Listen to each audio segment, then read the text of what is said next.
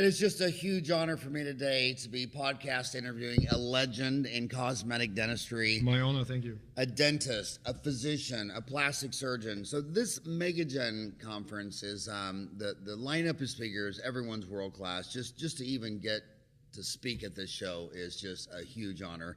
And this guy is probably the biggest name at the entire show.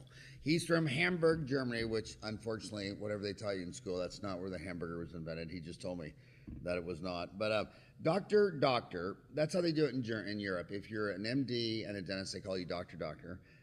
Dr. Steffen Hohl studied medicine and dentistry at the Goethe University, Frankfurt, Germany. He began his clinical training at Harvard Medical School in Boston, Massachusetts, where he trained in emergency medicine, plastic surgery, and neurosurgery at Boston, Massachusetts General Hospital and Brigham and Women's Hospital. He subsequently trained as a dentist for oral maxillofacial surgery at the University of Cologne and the Interdisciplinary Trauma Center in Dortmund, qualifying 4 years later as a consultant for oral and maxillofacial surgery and a dentist specializing in oral surgery. In 2005, he established his practice for oral maxillofacial surgery and aesthetic dentistry in Buxtehude in northern Germany, where he is clinical director. Die Sonnerei is also a training and professional development center for implantology and aesthetic dentistry. Dr. Hohl has over 20 years experience of implant training. In 2005, he became the author of the book Metamorphoses of Smile and a Patient Guide on Implantology. To date, he has published over 50 articles in international scientific and medical journals, both in Germany and international. He is the creator of the Smile Changer concept. He also developed the world's first soft sedation process called Schnapschuh-Seinberg that he's been using regularly in his practice since 2014. With more than 20 years experience in dental implantology, soft tissue management, and implant restoration, he has brought together his own proprietary treatment concept known as the SOAP success concept. And what does SOAP stand for? Subjective, objective assessment and plan. Okay, which is a really common rule in the United States, but I use it differently. But what was the name of your lecture here? The Smile Changer concept. Okay, I thought, when I saw that S, I thought it was the Smile Changer. I didn't think it was the what we learned.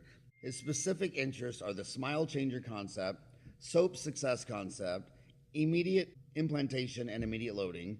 Other practice areas include aesthetic soft tissue management, plastic periodontal surgery. Another focus is 3D planning and 3D reconstruction.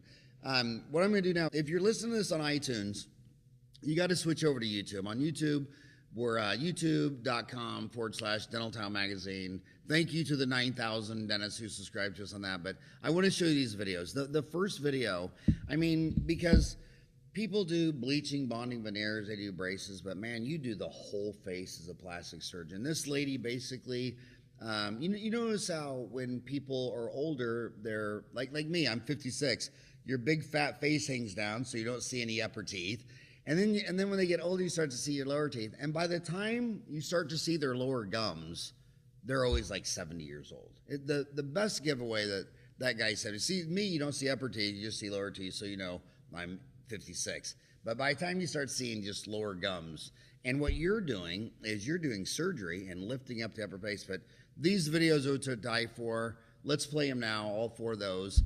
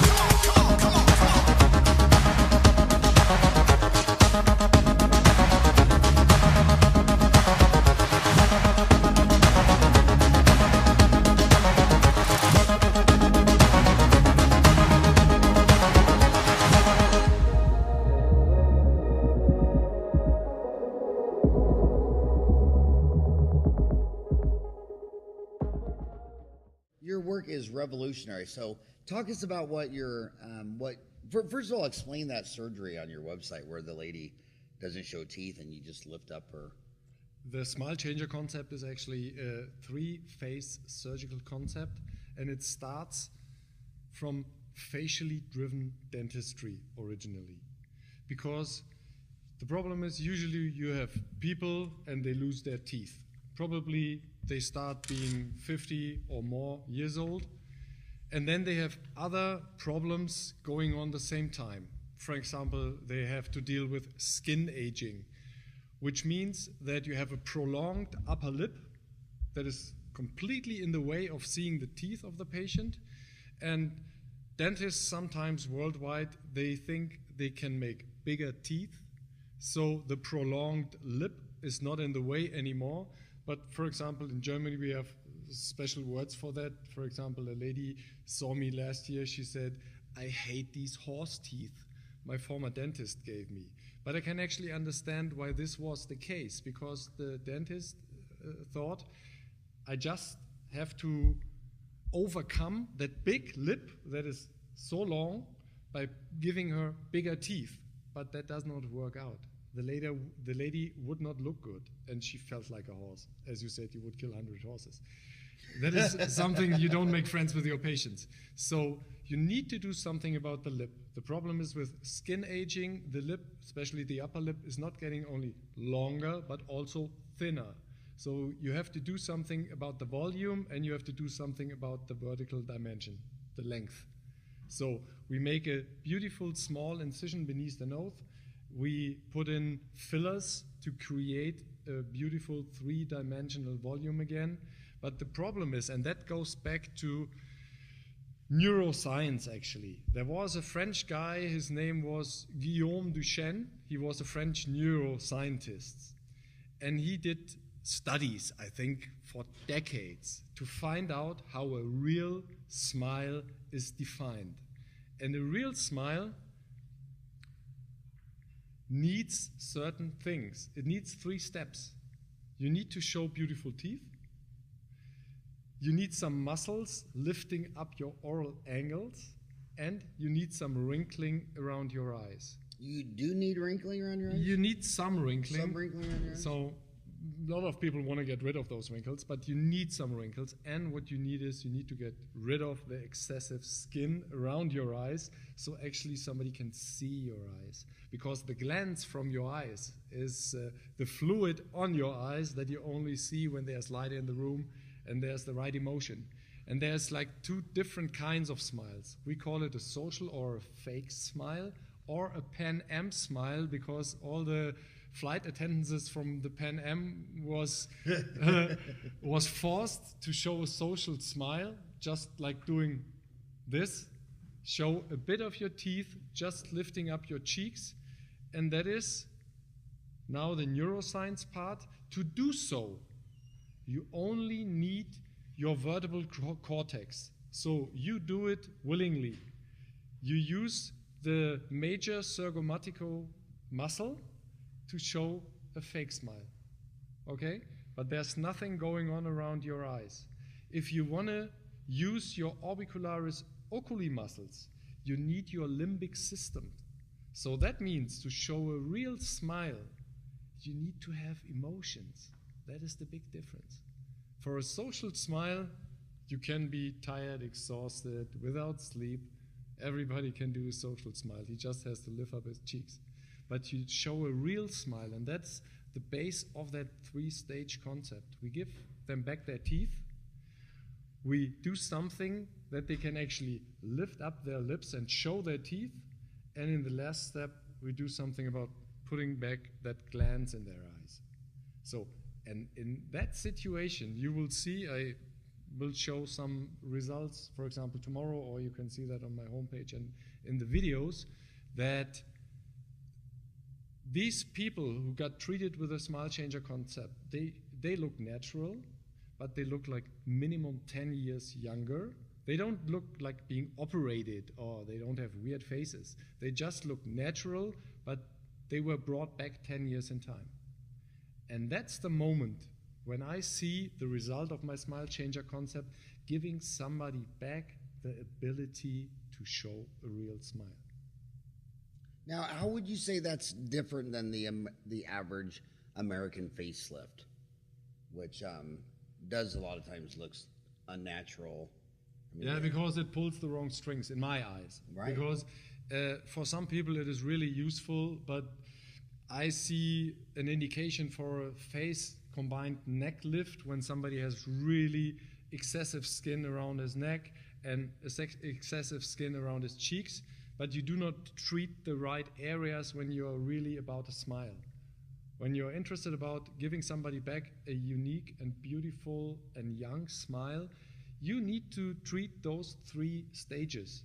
So it is not helpful to give somebody that Right. stretched look, because it does not treat the right areas. And sometimes you can see pictures on the internet. I saw videos maybe from colleagues, and the dentist were putting in some beautiful teeth, really nice work, brilliant colleagues, and then a plastic surgeon would maybe do something like a lip lift and put in some volume in the lips due to using fillers or something. But then the people would still look tired, exhausted, because they still would have excessive skin around their eyes. Nobody did something for the whole thing. Like, my concept is based on seeing the whole person, the whole face, doing something about the whole smile. If you only treat a little part of that, like only giving back the teeth, only doing a lip lift, only using fillers because the patient is scared of that little surgical procedure, then you will not reach the highest goal that is there. Because those people, when you take photos before and after, you can see there's something missing. They are still looking sad. Maybe they appear tired or something. So you need to treat these 3 stages. And you know what? I have to admit, I'm not that smart.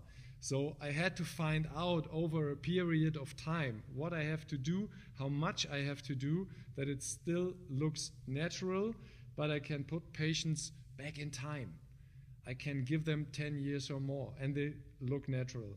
I start very frequently that during the first appointment, I talk to mostly ladies in their mid-50s, and I ask them, could you give me a picture? And then they show me their mobile phone. I said, no, I need a picture of your face that is from the time before they had the mobile phones. So bring me something printed when you were 20 or 17. And sometimes that procedure takes time, let's say 4 weeks, and then I have that picture, and then I need to see the goal that I'm planning on doing in my mind. I make a picture of where I want to go, and then I talk the person through the whole process. And actually, the first question that I get is, wow, when I show them pictures from other people, how many years will that take? And I say, yeah, we are done in 4 weeks. And they say, yeah, what, do I have to lay in a hospital for 4 weeks? And I say, no, we have one surgical procedure where you can treat your teeth, and you go home and you wake up with fixed teeth in your mouth.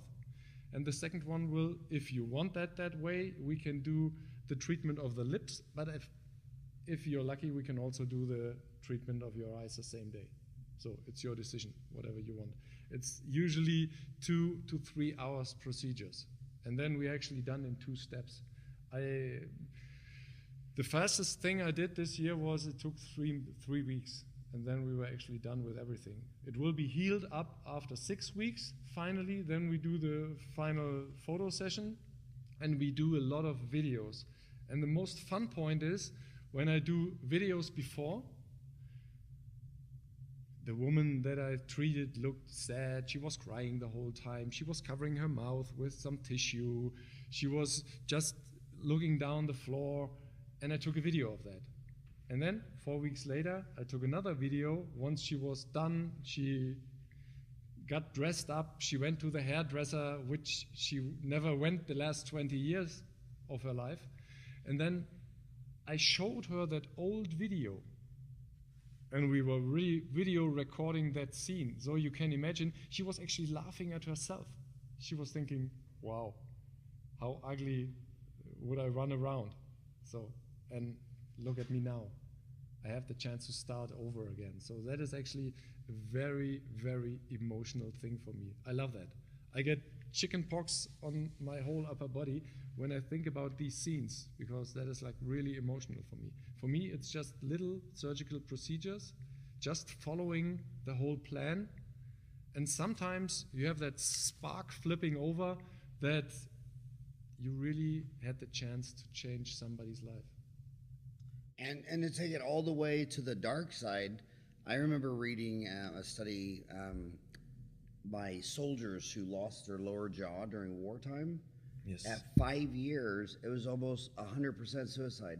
Yes. So if you lost your mandible and they sewed it shut, and you're gonna have to go through life without a lower mandible, it was too much for almost every single soldier. It's horrible. Most of the people, because I worked in trauma centers like 1/3 of my surgical career, and I saw all these cases from young people to old people to cancer patients or whatever. There's different reasons why somebody can lose his lower jaw, for example. And that is so dramatic that when you describe that situation to somebody on the street who is not even a dentist or has no clue about dentistry, they cannot even imagine how much that ruins your life. You cannot chew. You look weird. Everybody will stare at you on the street. You will never find somebody that you would actually trust to kiss. So your emotional life is pretty much done in that life. So that is like really, really dramatic. And that is actually a good point that you just made there, because that was my starting point. That was when I was thinking about somebody's smile is completely gone. The ability to smile is completely gone. There's no chance that this person can ever smile again. And that made me thinking, so what do you need to do? What can you do with people who have to do with skin aging or wounds or scars, or even when you start with people who have no teeth at all. They have edontalous jaws and ugly dentures. They are sometimes also in the same situation like the guys with no jaw, because the result is the same. They cannot chew properly. Their TMJ is completely out of range. They have pain the whole day. They do not dare to open up their mouths. When they are invited to a restaurant, they look at the menu and they go, do we have something soft maybe? So they cannot even eat properly. Then they get problems with their digestion. And actually for me, the worst part is when they enter the clinic and I see them the first time. And that is something that human beings can tell right away, that somebody is really ashamed of himself. That is horrible to see. Because they stare at the floor, you see tears running down their faces, they cover their mouth. When you talk to them, they still cover their mouth with something. They hold some piece of paper or some tissue in front of their faces, and you feel depressed while you are talking to them because you feel so sorry. You think, wow, how horrible must that be to run around even for one day in your life and set in that situation. So in the earlier days, let's say 20 years ago, it would be like a big deal because nobody would know about techniques, and implants were not usually used every day in every practice around the world, like maybe today. And there was no chance to restore a smile the way we are able to do it right now. We can do one-day surgery, we do immediate implantation cases, I do that all the time. We take out the teeth, we augment the bone, we put in the implants, and then we have pre-planned and prefabricated bridges, what we put on top right now. And a lot of the patients, let's say 50, 60 years old, when I tell them what I'm able to do and what I'm planning to do for them, they go like, yeah, and when do I get my teeth? And then I think, yeah, I just told you 3 times, you get it right away. And then the person goes back and says, yeah, what does right away means? Is right away 2 weeks? Or is right away 1 month? What is right away? I said, no, right away, the same day. I put you asleep, I take out the teeth, you get the implants, I put on a bridge, everything is fine. When you wake up, you are reborn with new teeth. And most of the people, maybe 60 years old, they cannot even understand that. They have never heard about it, they have never seen it on television, and they cannot imagine how it would feel like or how it will look like. So we use a lot of planning tools like smile designing software, and especially from the MegaGen guys, they are like the biggest inventors I have ever seen in my whole life. These implant developers from Korea, because they are able, with their R2Gate techniques right now, I use the oral designer from R2Gate right now. For example, you have a little iPad, and then the CBCT scanner, digital data, goes into that iPad. You send it via email. Somebody is sitting there the whole day and night in Korea and planning it, and then you go on TeamViewer, or you can actually communicate with them every time you want. And then they plan the implants for you, and then you just push the button and say, okay, that's the way I want it.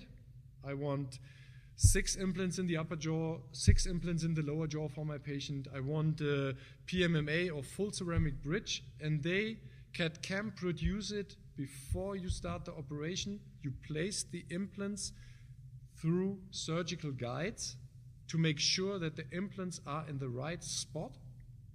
Actually, maybe it sounds complicated, but it isn't, because I'm just on the end seeing the results. I don't have so much work with what I'm just talking about.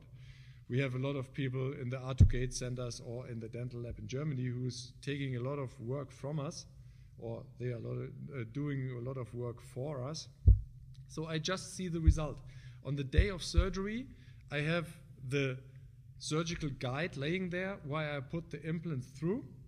Once this is done, I screw on the little abutments, and then I just reshape maybe the bridge a little bit. I cement it or I screw it down, and then I just have to check the occlusion. So when you were talking the R2Gate, yes, that's a MegaGen product. Yes. For the designing. What CBCT do you use with that? I use the Gendex CBCT. So is the R2Gate agnostic with a CBCT? It'll work with various CBCT, all of them, or? Yes, that's not a problem. They use regular DICOM data, which is like JPEGs for pictures. It's regular DICOM data where you just connect that to the software. It can read it, and then it can recreate these virtual pictures that you have, 3-dimensional pictures of the patient's jaw. And actually we have a pretty big CBCT scanner, so you can actually scan the whole head if you want that. You have the lower jaw, the upper jaw, and pretty much of the cranium, since we also operate like 1 or 2 centimeters higher. So would you say you extract the teeth and place the implants and deliver the teeth right away? Is that all on 4? Or we pretty much never do all on 4, because all on 4 needs a shorter row of the teeth. So the row of the teeth usually ends at the second premolar. We rather go for all on 6. That is like our minimum. So all on 6, and would those be in the alveolar bone, or would those go into the skeletal bone? I mean, no, we like to stay in the alveolar bone, because we also care a lot about the appearance of the soft tissue. Because in my eyes, that's the most difficult trick you can do for your patients, to put in the implants and to make it look like a natural tooth. And for that, you really need to place them in the right situation, that the soft tissue can really attach to every side of the implant. And if you placed 100 implants, what % would be what kinds of implants? I mean, are they all MegaGen, or are they all? Meanwhile, they are all MegaGen. You know what? Right now because I'm so stressed out and worn out from using any other products, because MegaGen is like right now reaching a peak of modern technology. And sometimes, because we also have referring dentists from the outside, they send patients and they ask us to put in another brands of implants. And then a couple of years ago, I did that while I was grinding down my teeth and getting stomach ache from it. And then I just grabbed the phone and called back and say, you know what, I have a better solution. Because it is not only the surgical screw that is so brilliant about MegaGen, but it's more about the prosthetic parts, because you don't want to limit yourself to the prosthetic solutions that you can find later on. So I want to feel completely free. Once I put in implants, patient can change his mind. Maybe you see some difficulties trying to produce the restoration that you planned in the first place. You can change that at any point of time. And for example, when we put in immediate loaded bridges, we want to change that later to a final restoration. We do full ceramic zirconia bridges, and they have veneers on it with cut-back technique. So the teeth actually appear completely naturally. They look translucent, and from outside the oral cavity, I think nobody would see that this is not her or his real teeth. And for that reason, you maybe have to switch abutments. So I don't want to be limited that I have to go for titanium abutments. If I don't want to, then I would rather do hybrid abutments with glued-on zirconium caps on it, or I want to screw down something because maybe it's difficult when you're in a situation where you have produced a pre-milled PMMA bridge. Then maybe you want to glue that with flow plastic and screw it down. So I need a whole variety of abutments. For me, that is the big secret. Not so much the implant screw. The implant screw is really nice, it's beautiful, but for me, like the biggest part right now, 2018, when you use implants, you need a whole bunch of different abutments that you are free in your decision, and you can do your kind of dentistry, what you planned.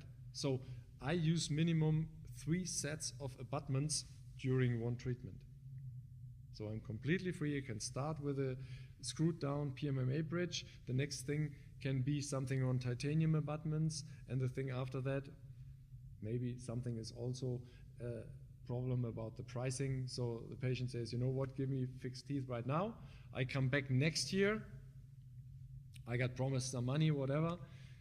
And then I want the full zirconium, holy moly, give me everything. And then we go for full zirconia. And by the way, I just want to let you know that these aren't paid commercials. Megagen didn't ask me to do these podcasts. I had to beg them to come down here and podcast for speakers. It's not a commercial. I'm too old and fat and tired to be bought and paid for. This is all from the heart. I mean, is this from the heart? You know what? If you would know my story, how I got to Megagen, you would believe me that I'm not paid for saying this, because when Germany or the German dentists, they think they are the middle of the universe, which unfortunately they are usually not. The German dentists? They are not anymore. But you make the finest cars, Mercedes, Volvo, Porsche. Yeah. This is the country that makes the Chevy and the Chrysler. Yeah, but unfortunately, Mercedes is not doing dental implants. The problem is with that product. Many years ago, I was using, let's say, the regular implants. That, for example, a Biocare, Straumann, Camlock, whatsoever. There's like, we had like Camlot. Who made Complant? Was that Dentsply, Camlot? No, we also use Dentsply, just to renounce everybody. Who is Camlot? Camlock is from Switzerland. Okay. So totally separate. Yeah. It's a smaller company, but they do also produce brilliant implants. But I had, some problems here, and when I had to put in Dentsply implants, they had loose abutments sometimes, or there were things that would break maybe once in a while, so that really annoyed me. And then I started with using Facebook, Twitter, the internet.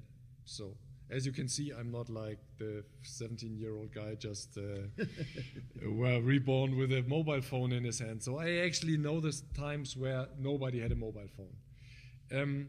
So I started with Facebook, and then I saw these implants once a while that a colleague from the other end of the world would use them. And then I thought to myself, or I also talked to my wife, who's a specialized colleague also in our clinic, And she said, yeah, why don't... Yeah. So is she a dentist? Yeah, she's actually not only there because she looks beautiful, she can also work as a dentist, yeah. So she's a dentist? Yeah, she's a dentist. Smart. You got beauty and brain. Thank you, 100 Good points. for you. And I have to admit, I told my wife, and she said, yeah, go for it. And I said, yeah, but maybe they are not available in Germany, you know, that gives me toothache right away. I don't know if I want to stress myself so much because I have to buy them from another place in the world. And then I tried to figure out where I could get them. There was like a really small company in Germany who would sell that, and the company was provided by one person.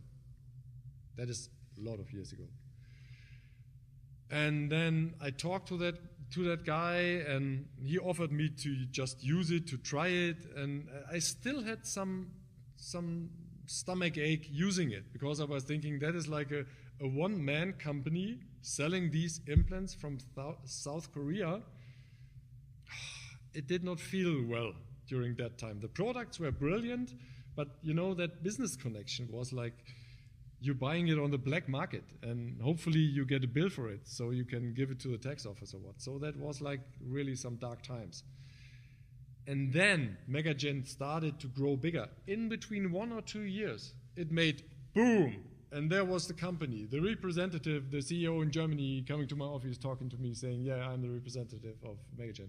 I said, you would never believe how I bought these implants before you were there. So I started like really basic using those, and it came from my heart because I was so sick and tired. I used all the implants on the market for the last 20 years. And I found it to be really stressful sometimes because whether the implant screw was not really sharp-edged, so you had problems with primary stability, then you had problems with breaking or loose abutments and stuff like that that really made me sick and tired. So what do you think, I mean, Dr. Park, who's here today, what do you think his advantage was? I mean, most people after Dr. Brandmark and No BioCare would be hesitated to even go out and compete with a company like that. What do you think his secret sauce was, and why do you think he was able to go against a company founded by Dr. Brandmark himself? You're asking about some magic stick or so? MegaGen, yeah. Yeah. I don't know where his magic stick is. The thing is, I think these guys from South Korea, they are, in the first place, they're really hard workers. I have never seen something like that. And actually, as you told all the viewers, that I studied in the United States, and I was actually thinking those are the hardest workers on the planet because I had to show up in the hospital at 4 o'clock doing pre-rounds, offering my knowledge to the next guy in line who was the senior resident, and he slapped my ass when I forgot some numbers or whatsoever. So this thing was going on until late night, or I slept in the hospital in front of some Apple computer and bounced my head against the screen. And so I was thinking that the Americans are really hardworking people, but I think the Korean guys, they have a 7-day work week. And I think 7-day work week? Yeah, you can also call them on Sunday if you're bored. And the thing is, but on top, they are not so scared to try something new. And that is something I feel in Germany a lot. People are really scared. They have so much things going on from the internet, from their clinics, from their responsibilities, so much things going on that they are actually satisfied with doing their little thing. But to break out of that frame and start something new and trying something out here and trying something out here, you risk every time that you fail. That makes you scared. It would make me scared because I also have to do that. So this year we invested some money in a new clinic, in other things in Germany, so I know what I'm talking about. That makes you scared because you have sums of money going out that it's not all yours, and that makes you scared. So they started the same way. They had investors, they had banks in their background, but they would dare to try something new, and actually you risk that you fail. You know, I've said it 1,000 times, if you ever want to know what made America great, ever, was that people voted with their feet, and they immigrated here for 500 years from every country on earth, And when I look at dentists coming out of dental school, if they were not born in the United States and they open up, man, they hustle. I mean, they work 12 hours a day, 6 days a week. But if they were born and raised in the United States, I mean, right out of school, they would have worked Monday through Thursday, 8 to 5, buy a nice German car. And then when you lecture around the world, I mean, when I'm in China, most of China, the norm is 12-hour days, Monday through Saturday. And then when you talk to them, like, how do you do that? They go, man, Sunday is the hardest day because I have to do all my cleaning, cooking, all that stuff. I can't wait to get back to work on Monday and relax. I mean, the work ethic in other parts, it's very different. In other words, like work ethic in Greece and Spain and Portugal is very different than Denmark and Norway. I mean, it just is. I mean, cultures, but you're right. They're hard working. But actually, for me, my experience at the Harvard Med School, thank you for that, really turned my life around. Because I was very young, ambitious, and I thought I'm like a major hotshot, which I have not been during that time. But they showed me something, and they taught me so much, which I appreciate right now. And I thought to myself, you really have to have some balls in the United States to do that, because you start with college, then you go to university, then you try to involve yourself in some Ivy League university. You have like a major bank debt up to your head. Like your whole life will go down south if you cannot finish medical school. So they have a lot of pressure and they work hard. For example, I would stay at a really cheap place in Boston. It was cold and dark and much outside Boston, and there were a lot of other students living in like a big house. And when I talked to them, I actually got more and more quiet, because they impressed me with their effort to put in a lot of work for their goals. So I have like the biggest respect for all the American dental and medical students, because they have to put in so much work. Because in Germany, it's like a more secure system. You know, once you're in dental school, medical school, the costs are overlookable. It's not so dramatic, and I would say you can manage that pretty easy. Because I saw the difference in the United States. I saw, wow, that is war. You really have to stand up and do something. It's not just sitting there and waiting the whole day drops by and then you write a test and then you are done. You have to do much more. I gained so much from that time. I still profit from that time right now, because they made me do things. Yeah, Steven, hey, that's our friend from Germany. You give a lecture next week. And I was thinking, they are talking about me? What lecture? I have no clue. What do you want me to talk about? So I gave my first lectures actually at the Harvard Med School, when other people would sit in the background eating pizza and drinking Coke. And yeah, so they would teach me a lot. And they gave me that deep appreciation of what you can achieve when somebody just says, you go. You grab something, grab your iPad, prepare a lecture, I don't care, do something about the head, impress us. So. I'll tell you, lecturing around the world, I've been to dental manufacturing companies all around the world. Germany is absolutely a different breed of cat. I mean, you go into, I've been into so many German manufacturing companies, whether it be Cavo or Dentsply or Ivoclar is Liechtenstein, but that's kind of Germany, isn't it? It's right next. Let's pretend it is Germany. Yeah. It's close. Well, it used to be Germany, didn't it? Yeah. Didn't Liechtenstein used to be Germany? Then they carved it off for the king or something. Yeah, but that is like a long time. Yeah. But I mean, you go. Here's the one thing I notice about German plants. When you go into German plants, I mean, eat off the floor, completely organized. The protocols. I mean, there's even protocols above the light switch. When to turn it on and off. I remember I was in.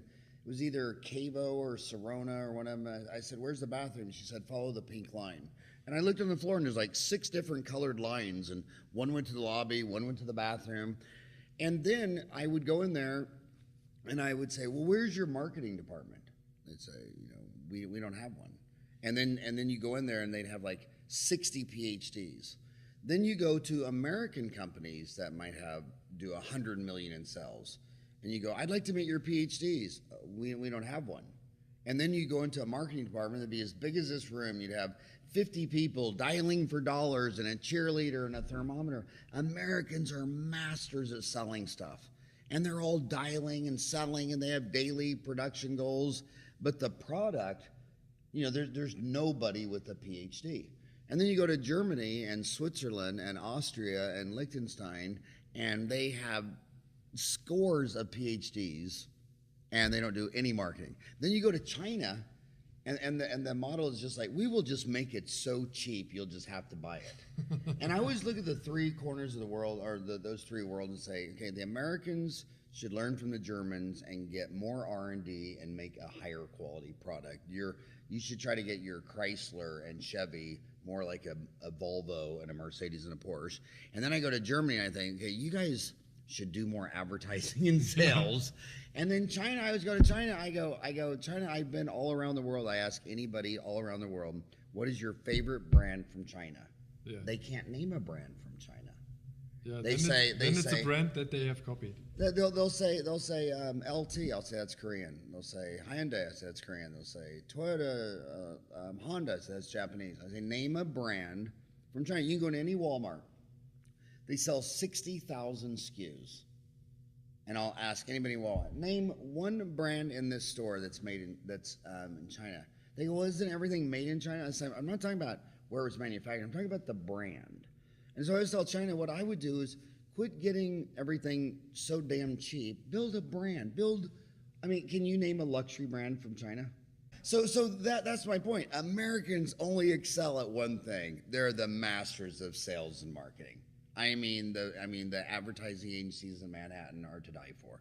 And the other companies around the world are very smart. When they want to sell their foreign car in the United States, they don't use an advertising agency in Germany or Japan. They get one from Saks Fifth Avenue. You know what I mean? And that's what I was trying to do. Just quit trying to be the lowest cost and try to develop a brand. Go instead of just the value play, do a premium play. But I love German manufacturing. I think it's the greatest. And my favorite city in the world, by the way, is Cologne.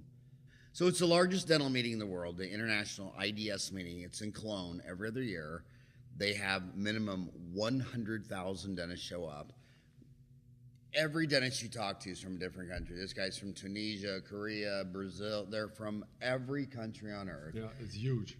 It's huge. And they do it every 2 years because that's the product launch cycle for all these amazing companies. They say, okay, we're going to spend 2 years developing this, and then we'll launch it 2 years from now at the IDS meeting. And my gosh. And then the other thing I like about Cologne, it was the farthest outreach of the Roman Empire 2,000 years ago. So they still have the Roman Empire wall around it. So it's the only place I've been in Germany where it's like where Italian cuisine and beer and wine meet German beer and cuisine and wine. And it's so fabulous. It's so quaint. And what I also love about it is of all the international cities I've been in, that city knows that you're lost and confused tourist, and every citizen in that town will help you find your hotel. You're trying to get on the train in many busy cities. Go try to get on a train in South Korea or Tokyo, and you're all by yourself. In Cologne, Germany, a little 10-year-old kid will say, "Do you need help?" And you're like, "Yeah." And then they'll do the whole transaction for you, and it's just Cologne is like a really unique place in Germany. It's really unique, and you will find really cool people there. It's the coolest city in Europe. I really like it. Yeah, and the beer is to die for. So I want to go back to some questions for implants. Obviously, Americans would pay twice as much money for braces if they could be done in a day. Nobody wants to have braces for 2 years. And in implants, a lot of these dentists are, is the dog wagging the tail, or is the patient the tail wagging the dog dentist? They want their implants immediately loaded. If you placed 100 implants, how many of them would be immediately loaded? And what is your thinking? I think right now, but that is also depending on that I'm doing really special things. Because I would be so happy if you would come to my office and see me and I only had to put in one single implant. Unfortunately, in one way, in the other way, I'm a really lucky guy.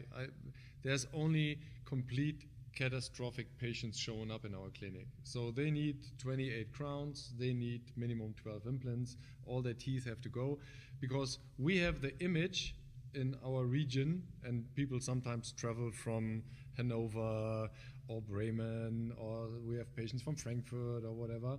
So they have heard about us. We even had patients from Russia, and they expect us to do the job the same day. And there's pretty much no patient or really rare customers that show up and they want 2 implants or 4 crowns or something. It's more the big catastrophic cases. They have heard that we can help them. And for us, as you were talking about selling a product, our biggest selling product is the soft sedation technique that we developed ourselves. The what? The soft sedation technique. Soft sedation Because technique. most of our patients are scared. They could also see a brilliant colleague in Munich, they could see brilliant colleagues in Dortmund, they could see brilliant colleagues in Hanover or whatever. So what they are looking for is that soft sedation technique, which is not total anesthesia, but it's just a mild sedation. We can put people asleep for 3 to 4 hours. They will be awake right after it, and they will have no headache, there will be no nauseousness, and IV stuff like that. sedation? It's IV sedation in combination with inhalation techniques. And some of our customers, they come back just for that. They say, okay, when I have to... So it's inhalation and IV? Yes. What are they inhaling and what are you putting in the IV? They are inhaling a special combination between laughing gas and oxygen and other things I cannot tell. But it's not like severe medication, but it's taking away their anxiousness, so they are really relaxed. Their pulse is down to 60 while we are operating. We also use certain local anesthesia solutions to numb up everything intraorally, so they will not feel any pain. When they wake up, maybe there are some areas that are still numb in their faces, but otherwise they have completely no pain. And then they go on internet and Facebook and Twitter and Instagram, and they post that for us. They say, I just had my surgery done and that is great, I will do that again. So sometimes we have patients, maybe I take out the wisdom teeth and then they come back and say, you know what, when I have crowns, I want the same sedation techniques and I want my crowns. So why do you call it soft sedation? Because it's not just putting them out with an IV? It's an IV technique, but it's soft because it's like a special combination of a medication, of different medications that they don't have so much side effects, and it's not strong. If you want to use one of those things, it would not really put you asleep, it would not really take you out, but the combination of these things, which are not so harmful medications if you take only one of them, but the combination is making the trick. So it's really soft because it does not take the patients out so much. They are asleep, they go on while they are laying there, and you can operate really smoothly on them, and when you let them wake up, they are here right away. It's no dizziness. And you know, I thought it was no funny spitting. the endodontists want to quit using the word root canal and call it endodontic therapy, because root canal is a bad reputation, and they're trying to get away from that. And it just makes you laugh. It's like almost every endodontist I know doesn't even have laughing gas. Mm-hmm. It's like, instead of trying to change the word root canal or to endodontic therapy, why don't you go get all the endodontists just to use simple laughing gas?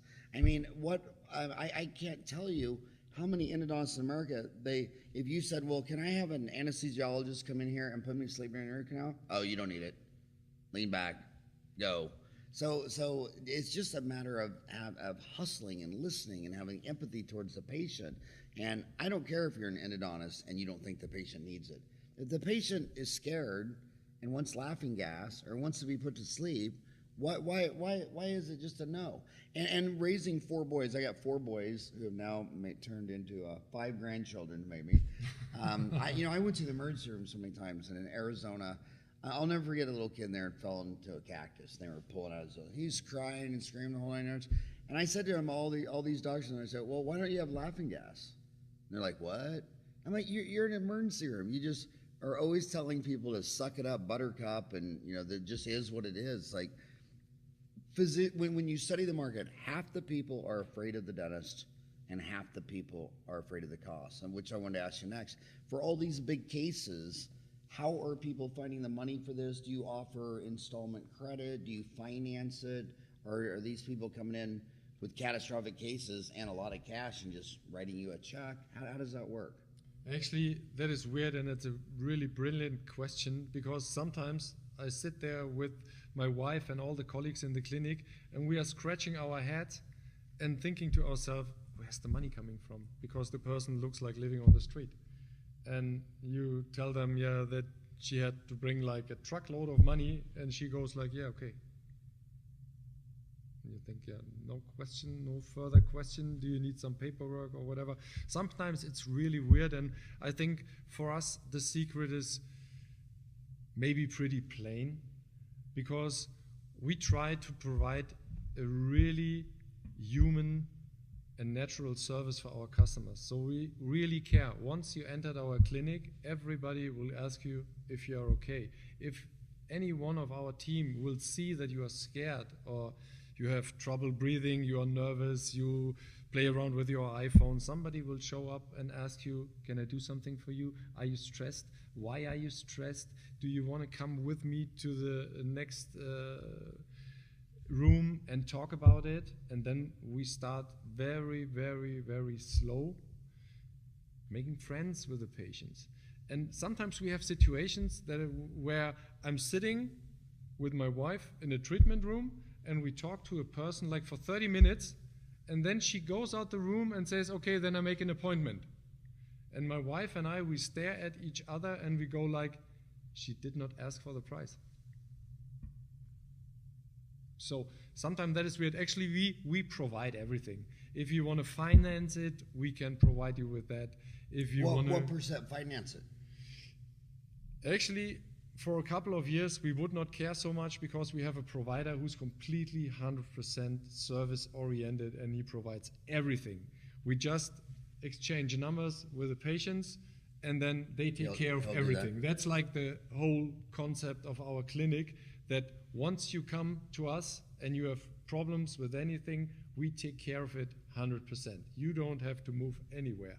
Somebody will come to your place, somebody will call you, somebody will write you an email, or you call there, they call you back. So, and I think the last year we had 3 to 4 people financing anything. And it was not even the big cases. So it just shows people find the money for what they want. And dentists are always telling me,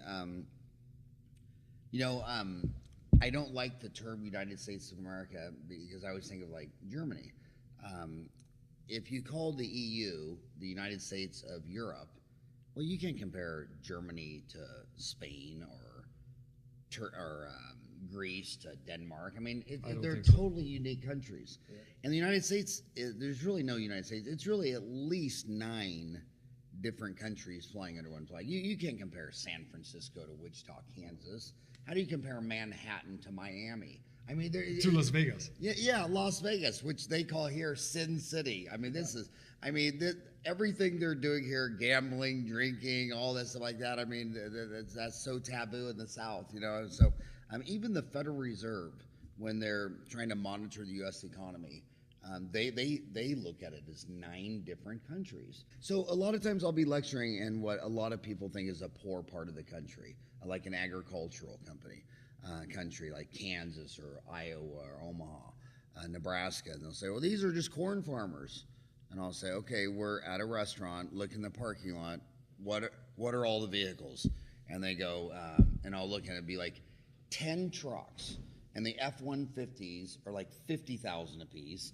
The F-250s are $90,000 a piece.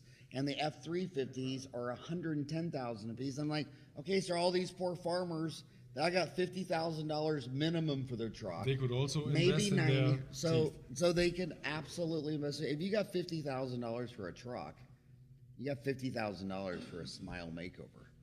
which totally could change your life. Yeah. Last question. On your lecture, you also talk about you teach your colleagues to manage stress, fear, team building, and focusing on goals. I want to finish. Last question on when I ask 100 dentists what stresses them out the most, they always say their staff.